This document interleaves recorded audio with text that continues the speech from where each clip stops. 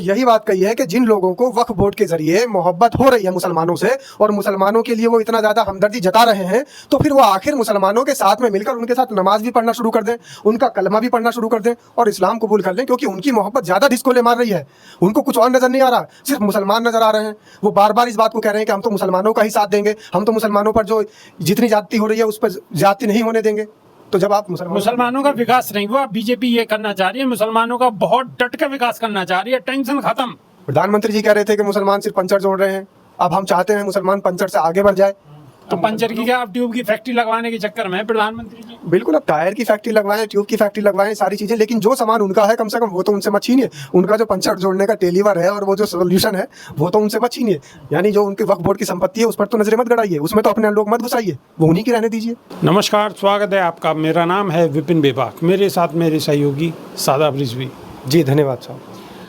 वक्फ संशोधन कानून को चुनौती देने वाली याचिकाओं पर मंगलवार 20 मई को सुनवाई के दौरान सीनियर एडवोकेट कपिल सिब्बल ने कहा कि कानून में किसी को भी वक्फ संपत्ति को लेकर आपत्ति जताने का हक दिया गया है और जब तक उस पर विवाद चलता रहेगा तो संपत्ति वक्फ की नहीं रहेगी। उनको आपत्ति है कि 100-200 साल पुराने वक्फ के कागजात कहाँ से आएंगे और अल्लाह को दान की गई संपत्ति किसी और को ट्रांसफ़र कैसे की जा सकती है। याचिकाकर्ताओं की ओर से उन्होंने दलील दी है कि हमारे डीएनए में मुख्य न्यायाधीश भूषण रामकृष्णन गवई और जस्टिस एजी मसीह की बेंच के सामने कपिल सिब्बल ने कहा है कि अगर वक्फ संपत्ति को लेकर कोई विवाद होता है तो उसका फैसला करने वाला भी सरकार का अधिकारी ही होगा। उन्होंने कहा है कि नए कानून के अनुसार कोई भी वक्फ संपत्ति पर आपत्ति जता सकता है। उन्होंने कोर्ट को वक्फ का मतलब समझाते हुए कहा कि वक्फ क्या है, यह अल्लाह को किया गया दान है जिसे किसी और को ट्रांसफ़र नहीं किया जा सकता। एक बार वक्फ की संपत्ति वक्फ की ही रहती है। बोर्ड में गैर मुस्लिमों की नियुक्ति पर कपिल सिब्बल ने कहा कि वक्फ संपत्ति के मैनेजमेंट का अधिकार लिया जा रहा है।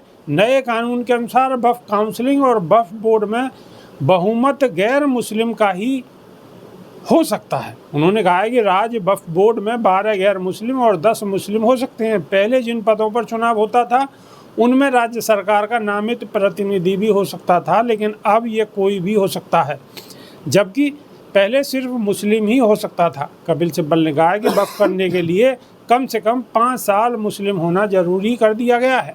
संपत्ति पर विवाद का निपटारा कलेक्टेट करेगा। यही सभी प्रावधान अगर लागू हो गए तो अपूर्णीय नुकसान करेंगे। सभी प्रावधानों पर रोक जरूरी है। सीजीआई गवई ने कपिल सिब्बल से पूछा कि जब संपत्ति के सरकारी होने के दावे की जांच शुरू होगी तब संपत्ति सरकार के पास चली जाएगी। कपिल सिब्बल ने कहा कि जी हाँ, बिना किसी सुनवाई के ऐसा होगा और संपत्ति को विवादित कोई भी व्यक्ति बता सकता है। जांच होते ही वक्फ बोर्ड का कब्जा ख़त्म हो जाएगा। सादाब रिजवी, वक्फ पर ये नए खुलासे हो रहे हैं। कपिल सिब्बल ने जो सीजीआई के सामने बात कही है, इससे तो बिल्कुल कथनी करनी में बहुत बड़ा फ़र्क नज़र आता है। देखिए, जो वक्फ बोर्ड पर जो लोग सवाल उठा रहे हैं और वक्फ बोर्ड पर जो संशोधन चाह रहे हैं, संशोधन अपने मनमाने ढंग से वो चाह रहे हैं। हम तो कहते हैं संशोधन करिए, संशोधन पहले भी हुए हैं, लेकिन जो लोग वक्फ बोर्ड की संपत्ति पर गलत नज़रें लगाए बैठे हैं, जो ये साबित करना चाहते हैं कि वक्फ बोर्ड के अंदर धांधली हुई है, इस धांधली की पारदर्शिता को बनाए रखने के लिए इसमें हमें भी सदस्य बनाया जाए, तो उनका जो उतावलापन है वक्फ बोर्ड की ज़मीन को लेकर, वक्फ बोर्ड को लेकर उनका जो उतावलापन है कि आखिर वक्फ बोर्ड में धांधली हुई है तो हम जाएंगे, इसका मतलब सीधा सीधा है कि वो चाहते हैं कि इस धांधली के हकदार हम बनेंगे। ये जो धांधली है उसको ख़त्म करने की बात नहीं हो रही है, उस धांधली के अंदर उसका हिस्सा बांटने की बात हो रही है कि इस धांधली के अंदर हिस्सा मुसलमानों को क्यों मिला। वक्फ बोर्ड में अगर हमारे धर्म के लोग भी होते तो हमें वो हिस्सा मिल जाता। तो जो कानून है इसके अंदर जो संशोधन हो रहा है, संशोधन की मांग सिर्फ इतनी उठ रही है कि आखिर पहले जितनी धांधली हुई है तो उस धांधली के अंदर सिर्फ और सिर्फ मुसलमान ही मलाई खा गए, इस मलाई के हकदार हम क्यों नहीं हो सकते थे। अच्छा, अगर इतना उतावलापन है, मतलब आपका कहने का मतलब ये है कि वक्फ की संपत्तियां जहां पर हैं और थी वो जगह अब बहुत ज़्यादा कहीं ना कहीं महंगी हो चुकी हैं। बिल्कुल, और उनकी संपत्ति में जो हेरा फेरी हुई थी उसमें मुस्लिम ही उसका मज़ा ले रहे थे, लेकिन अब सबको बांटना पड़ेगा। सब मुस्लिमों को नहीं कह सकते, लेकिन कुछ एक मुस्लिम भी थे। हाँ, कुछ एक ही होते जो हैं। बिल्कुल वो वाले मुस्लिम थे जो वक्फ बोर्ड में तो थे, हाँ। लेकिन उन्होंने वक्फ बोर्ड के लिए क्या किया। वक्फ बोर्ड का काम होता है कि जगह जगह अपने क्षेत्रों में और मुस्लिम बाहुल क्षेत्रों के अंदर जहाँ लोग वक्फ से संबंधित लोग रहते हैं वहाँ पर महिला कॉलेज खोलने चाहिए थे। आज तक वक्फ बोर्ड ने कितने महिला कॉलेज खोले, ये भी एक सवाल है। जगह जगह जो वक्फ की संपत्ति है उनकी सारी रिपोर्ट लोगों के बीच में जानी चाहिए थी, और उसका इस्तेमाल वक्फ मतलब यानी इस्लामिक लोगों के लिए, इस्लाम के मानने वालों के लिए उसका इस्तेमाल होना चाहिए था। आज कितना इस्तेमाल उनके लिए हो रहा है। वक्फ की जो संपत्ति जो दान दी गई है, इसका एक सीधा साधा उदाहरण ये बता दूं मैं कि जो व्यक्ति अपनी संपत्ति को अपनी मर्जी से ईश्वर की राह में दान दे देता है वो वक्फ संपत्ति कहलाती है। और ये कोई इस्लाम धर्म में ही नहीं है प्रचलन। आप देखिए, मैं इसका एक सीधा साधा उदाहरण दूं कि सड़कों पर आप जब निकलते हैं, बाज़ारों में जब आप निकलते हैं, आपको गौ माता नज़र आती होंगी। हालांकि हम तो माता नहीं मानते, लेकिन गौ नज़र आती होगी चारों तरफ। तो जो गाय नज़र आ रही हैं वो क्या है? वो व्यक्ति ने अपने धार्मिक आस्था के अनुसार ईश्वर की राह में छोड़ा गया एक जानवर है, जिसे उसने ईश्वर के नाम पर छोड़ दिया, भगवान के नाम पर छोड़ दिया। अब जिस जानवर को ईश्वर के नाम पर छोड़ दिया गया है, आप चाहोगे उसको वापस लेना कभी? या जिस व्यक्ति ने, मैं तो आपसे सवाल कर रहा हूँ, जो जानवर आपने ईश्वर के नाम पर छोड़ दिया, तो आप उसको वापस लेना चाहोगे क्या कभी? लेकिन ऐसा नहीं है ना, गाय तो यहाँ जहाँ दूध देना छोड़ दिया तो वो छोड़ दी, क्या उसे खिलाएगा कौन? लेकिन प्रॉपर्टी में ऐसा नहीं है ना। प्रॉपर्टी तो अगर आपने भगवान को दान दे दी तो आज वो 10 लाख रुपए की, या कल वो 10 करोड़ की होगी, फिर 50 करोड़ की होगी, या 50 करोड़ की होगी तो उस पर 50 आदमियों की नज़र होगी। उसी तरीके से जब गाय का एक बच्चा छोड़ा जाता है तब अंदाज़ा नहीं लगाया जा सकता कि ये बड़ी होके एक बड़ी गाय बनेगी, दुधारू गाय बनेगी, दूध देगी, बच्चे देगी, एक बड़ा इससे जो है डेयरी भी चल सकती है, एक बड़ा बिजनेस का साधन भी ये बन सकती है। उस समय नहीं पता रहता ना।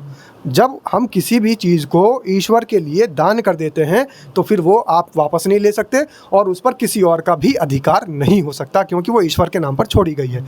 उसी तरीके से सेम जो वक्फ की संपत्तियां होती हैं, जो वक्फ के ईश्वर के नाम पर छोड़ दी गई, दान दे दी गई हैं, तो वो सिर्फ वक्फ की संपत्ति होगी।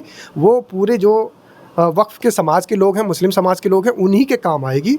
यही पर ये कानून तो कुछ दूसरी बात बोल रहा है ना फिलहाल। कानून का संशोधन ये कह रहा है, संशोधन में ये कहना चाह रहे हैं कि वो जो संपत्ति है वो हमारे काम आए, वो मुस्लिमों के काम नहीं आनी चाहिए। हमें आप वक्फ संशोधन के अनुसार वक्फ बोर्ड के अंदर शामिल करो, अब वो संपत्ति के मालिक हम होंगे। तो उस संपत्ति का मालिक कोई नहीं हो सकता। उस संपत्ति का मालिक वो समाज होगा जिस समाज के लिए वो बोर्ड गठित हुआ है। और वो कौन सा समाज है? वो इस्लामिक समाज है, मुस्लिम समाज है। तो चाहे वो वक्फ बोर्ड के पुराने मेंबर हों या जो ये नए उतावलेपन के अंदर जो मलाई खाने के लिए उतावले हो रहे हैं, मैं तो उनसे ये कहना चाहता हूँ कि अगर आपके अंदर इतना ही उतावलापन है, आप मुसलमानों के प्रति इतनी ज़्यादा हमदर्दी रखते हैं, तो फिर इस्लाम भी कबूल कर लीजिए, पढ़ लीजिए कलमा, सारी की सारी मोहब्बत आपकी नज़र आ जाएगी। बिल्कुल। तो वक्फ की जो ज़मीन है, महंगी महंगी ज़मीन है, उन पर अब जो ये खेल चल रहा है, तो ये तो वही बात हो गई कि मेरे अंगने में तुम्हारा क्या काम है, जो है नाम वाला वही तो बदनाम है। आगे तो आप समझ गए होंगे। बेबाक जी, मैंने तो एक बात कही है, वो यही बात कही है कि जिन लोगों को वक्फ बोर्ड के ज़रिए मोहब्बत हो रही है मुसलमानों से, और मुसलमानों के लिए वो इतना ज़्यादा हमदर्दी जता रहे हैं, तो फिर वो आखिर मुसलमानों के साथ में मिलकर उनके साथ नमाज भी पढ़ना शुरू कर दें, उनका कलमा भी पढ़ना शुरू कर दें और इस्लाम कबूल कर लें, क्योंकि उनकी मोहब्बत ज़्यादा ढिसकोले मार रही है। उनको कुछ और नज़र नहीं आ रहा, सिर्फ मुसलमान नज़र आ रहे हैं। वो बार बार इस बात को कह रहे हैं कि हम तो मुसलमानों का ही साथ देंगे, हम तो मुसलमानों पर जो जितनी ज़्यादती हो रही है उस पर ज़्यादती नहीं होने देंगे। तो जब आप मुसलमानों का विकास नहीं, वो बीजेपी ये करना चाह रही है, मुसलमानों का बहुत डट के विकास करना चाह रही है, टेंशन ख़त्म। प्रधानमंत्री जी कह रहे थे कि मुसलमान सिर्फ पंचर जोड़ रहे हैं, अब हम चाहते हैं मुसलमान पंचर से आगे बढ़ जाए। तो पंचर की क्या, आप ट्यूब की फैक्ट्री लगवाने के चक्कर में प्रधानमंत्री जी? बिल्कुल, अब टायर की फैक्ट्री लगवाएं, ट्यूब की फैक्ट्री लगवाएं, सारी चीज़ें, लेकिन जो सामान उनका है कम से कम वो तो उनसे मत छीनिए। उनका जो पंचर जोड़ने का टेलीवर है और वो जो सोल्यूशन है वो तो उनसे मत छीनिए। यानी जो उनके वक्फ बोर्ड की संपत्ति है उस पर तो नज़रें मत गड़ाइए, उसमें तो अपने लोग मत घुसाइए, वो उन्हीं की रहने दीजिए।